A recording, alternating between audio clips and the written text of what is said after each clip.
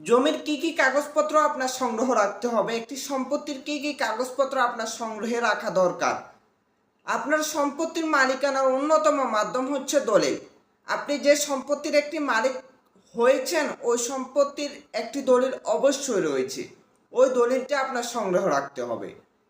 ওই দলিলটা যদি আপনার সার্টিফাইড কপি হয়ে থাকে তাহলে আপনার অরিজিনাল দলিলটা আপনি উঠিয়ে নেবেন।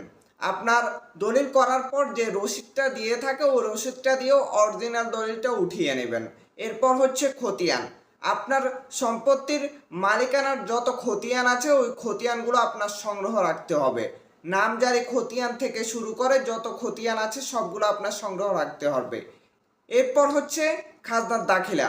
আপনার সম্পত্তির আপনি যত খাজনা দিয়েছেন ওই খাজনার দাখিলাগুলো আপনার সংগ্রহ রাখতে হবে। এরপর হচ্ছে আপনার ওই সম্পত্তির ওই মৌজার একটি নকশা আপনার